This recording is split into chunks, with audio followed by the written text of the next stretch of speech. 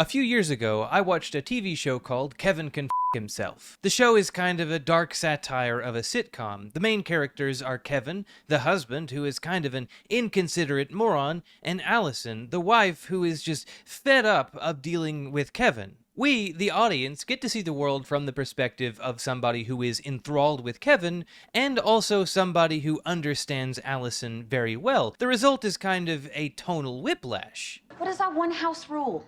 Yankees suck. No, don't call me Mom. And yes, of course, Yankees suck.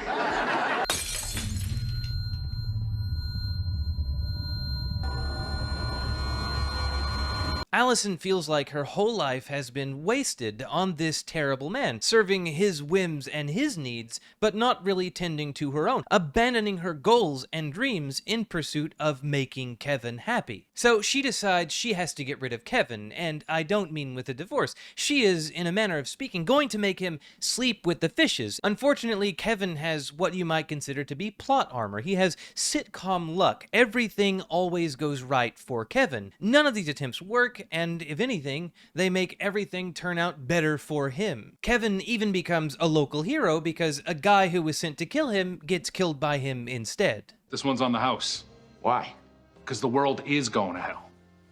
But you did something about it. Finally, after a long journey, she does the thing we were all hoping she would do. She decides to break up with Kevin. She decides to ask for a divorce. We, the audience, are now given a new view of Kevin. We're now seeing him as she does. We see him through her eyes. You leave me and you will be back begging for help or money or attention before you know it. That's not true. It is true. Because this is just like when you thought we should move, or you should try school, or you had to go to Paris. Eventually, you come to your senses and calm down. So what do you say we just skip this part where you think you want a divorce, okay? Through Allison's eyes, Kevin is terrifying. He is larger than her. He is unstable in this moment. He is drunk as usual because he is a terrible alcoholic, and he is menacing. This is happening. No. It's not. Because, babe, you're not capable.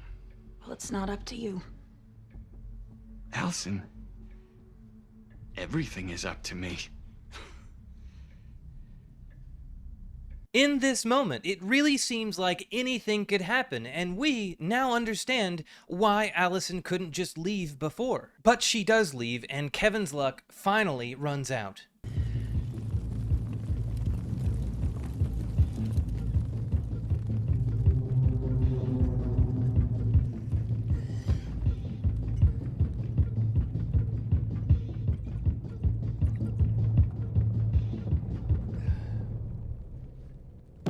If you've ever been a victim of a Kevin, this is a feeling you understand very well, and Allison describes it much better than I can. Leave? Like it's easy? Like you just let her take the $194 she has and buy a bus ticket to Jersey? No. What would you do, sleep on the street? No, I'd find her anyway. For some reason or another, Kevin Can Himself came to mind when I stumbled across a New York Times opinion piece called In Defense of J.K. Rowling. I'll explain why in just a minute, but first I want to talk about this article. It is broadly in defense of a new podcast at that time called The Witch Trials of J.K. Rowling. The article tries to paint J.K. Rowling in the best possible light. See for yourself. Trans people need and deserve protection. I believe the majority of trans-identified people not only pose zero threat to others, but are vulnerable. I respect every trans person's right to live any way that feels authentic and comfortable to them. I feel nothing but empathy and solidarity with trans women who have been abused by men. These statements were written by J.K. Rowling, the author of the Harry Potter series, a human rights activist and, according to a noisy fringe of the internet and a number of powerful transgender rights activists and LGBT lobbying groups a transphobe. Obviously, this all sounds good, and it's easy to see why people like it. These quotes do sound really nice, but the problem is, they kind of mean nothing at all. What do you mean when you say trans people need and deserve protection? What does that mean to J.K. Rowling? Well, we never get any answers here. The author doesn't even bother wrestling with questions like that. What I'm saying is that this kind of language can hide nefarious purposes underneath.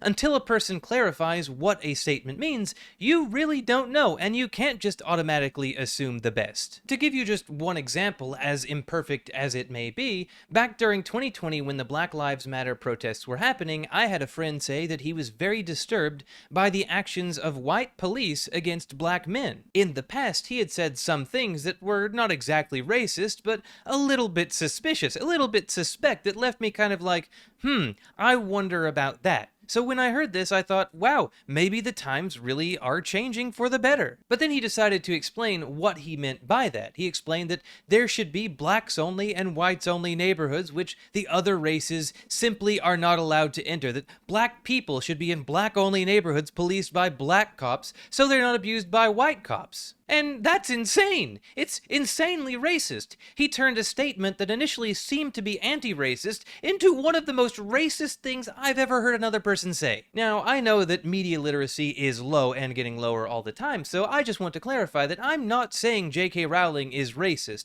The point of that comparison is just that good statements can hide nefarious ends. And the author goes on to prove my point almost immediately after that. So why would anyone accuse her of transphobia? Surely Rowling must have played some part, you might think. The answer is straightforward. Because she has asserted the right to spaces for biological women only, such as domestic abuse shelters and sex-segregated prisons. Because she has insisted that when it comes to determining a person's legal gender status, self-declared gender identity is insufficient. Because she has expressed skepticism about phrases like people who menstruate in reference to biological women. Because she has defended herself and, far more important, supported others, including transitioners and feminist scholars who have come under attack from trans activists, and because she followed on Twitter and praised some of the work of Magdalene Burns, a lesbian feminist who had made incendiary comments about transgender people. And I think this is rather revealing because she just assumes that all of this is correct. She never bothers to interrogate whether trans opinions on these subjects could be valid, but there's a strange reason why she doesn't do that. If you believe that trans women are actually women and should be treated as such, she not only believes that you are in the minority among the general population, but even in the minority among trans people. She believes the average trans person would disagree with the idea that trans women are women. And that is, to put it mildly, completely insane. The average trans person does not agree with this analysis, not one bit. The average trans person is not gender critical. The average trans person is not a TERF. The average trans person is not saying these things, but some do, and it seems she is surrounded by them. She dismisses the idea that J.K. Rowling is transphobic because J.K. Rowling agrees that gender dysphoria is a thing that actually exists. It is an incredible non sequitur if you consider any established definition of transphobia. So to figure out whether J.K. Rowling is really transphobic or not, we need to have a definition of transphobia. I picked one at random, and the one I came up with is the one from Merriam-Webster. Discrimination against, aversion to, or fear of transgender people. This definition tells us the obvious thing that the article doesn't want to reckon with. It tells us that transphobia is about, among other things, how you treat and feel about trans people. In the article, the author points to a woman named E.J. Rosetta. We are told that Rosetta set out to find quotes proving J.K. Rowling was transphobic and just couldn't manage. So I got a little bit curious how things had evolved since then. Remember, this article was 3 years ago. Maybe she's changed her opinion as J.K. Rowling has evolved over time, but no, she is fully aboard the J.K. Rowling train and fully aboard the gender critical train. Maybe Rosetta really was a J.K. Rowling critic at one point, but I kind of find it more likely she just agrees with J.K. Rowling and always did. And that kind of sucks, but it also gives us a very low bar to cross. I think the article's primary thesis can be boiled down to J.K. Rowling has never been credibly accused of transphobia. To prove my case, I should really only have to find one quote of hers that meets the criteria, and I've passed the test, crossed the bar, and showed Rosetta didn't try very hard. And I really think that I can do that. Last year, a young trans woman made a post on Twitter that seemed fairly innocuous, but J.K. Rowling had big mad about it. As a trans girl, I use the women's room when I'm out and about. Have for 2 years now. I thought I'd take the time to share a list of all the times other women have had a problem with me being there.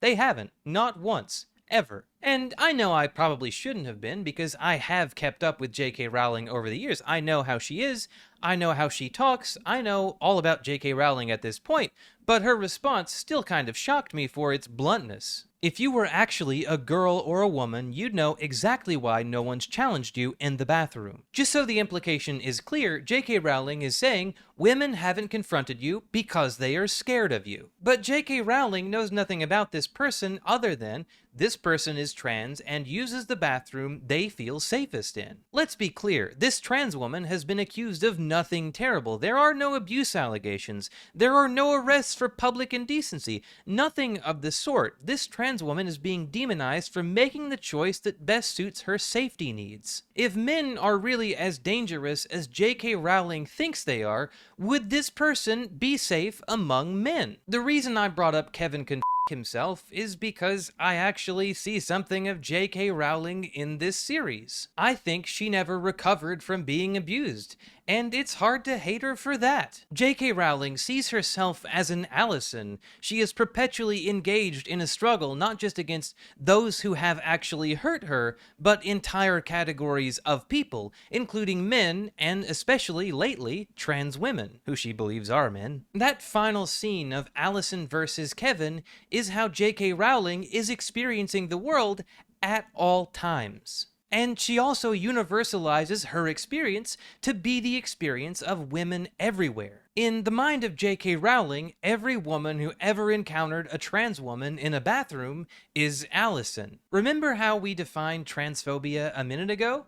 I think this kind of shows that J.K. Rowling is averse to trans people, that she does have an inherent fear of them. But I think we could even take it a step further than that and actively claim J.K. Rowling has taken part in discrimination against trans people. In J.K. Rowling's world, trans people are always guilty of something. There can never be an innocent trans woman. A trans woman who uses the bathroom she feels safest in is doing something wrong. But even in public life, in the roles a trans woman should be acceptable in, she does not accept them. Marks & Spencer is a clothing chain in the UK, and not that long ago, there was something of a dust-up. A mother took her daughter to one of the stores hoping to get a bra fitting. A tall woman the mother assumed was trans came up and asked if they needed any help. The mother declined help, left the store with her daughter, and then began to complain on the internet to anyone who would listen, and one of those people, of course, was J.K. Rowling.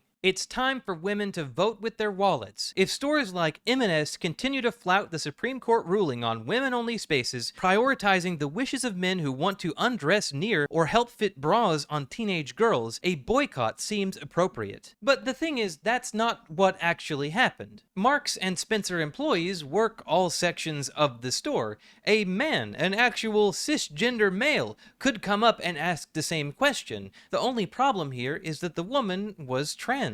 The employee of the store was viewed negatively by default. She was automatically suspicious just because she was a trans person existing in what was perceived as the wrong place, but she didn't even know what the mother and the daughter were there for. Even if she did, there's nothing wrong with her asking, "Do you need some help?" She is not trained to do bra fittings herself. That is not something she even is able to do. If a trans woman can't do the job she was hired to do, if she can't exist in the place she was hired to exist in, this is essentially saying that trans people should not be allowed in public life at all. J.K. Rowling didn't really know anything about the case other than a mother was asked for help and felt uncomfortable being asked for help because the person was trans, and she decided to try and lead a whole boycott over it. The easy conclusion is that the erasure of trans people from public life is an active goal of J.K. Rowling and people like her. Otherwise, why would they do things like this? The most generous interpretation is that she is simply ignorant.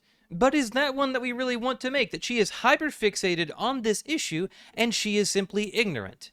I think that doesn't give enough credit to her. I think she knows what she's doing. I think she understands the stakes very well. I think all of this is intentional. I think all of this adds up to one simple conclusion. J.K. Rowling is transphobic. She has discriminated against trans people. She has an aversion to trans people. She is afraid of trans people. We can find a million examples of exactly this kind of thing, but where is the J.K. Rowling mentioned earlier in the New York Times article? Where is the one who believes that trans people need and deserve protection? Where is the J.K. Rowling that believed trans people pose zero threat to anybody else? Where is the J.K. Rowling who said she supported the right of trans people to live authentically and comfortably? Where did this person disappear to after the podcast ended? Well, for my part, I suspect that person never really existed in the first place. And I know exactly how she or her fans would respond to that. They would say she's been abused so much on Twitter by trans people that she's just given up and decided to go scorched earth. But I think that's bullshit. I think specifically it's bullshit to blame an entire community of people, an entire community of millions, for the actions of a small percentage of people that have been abusive on the internet. It's a vanishingly small number of trans people that have ever interacted with J.K. Rowling or even looked at anything she has to say, and yet she blames all trans people for that. The very essence of discrimination and prejudice is to blame an entire community of people for the actions of a few. That's not acceptable in any other sphere of life. Why should it be acceptable when it applies to trans people? So that's all I got, and if that doesn't convince you, I doubt anything will. I doubt there's anything J.K. Rowling could do to convince you she is transphobic. There is no line she could cross that would prove it. It's simply impossible in your eyes. But for the rest of you, I thank you for coming, I thank you for being here, and much love to all the trans homies out there.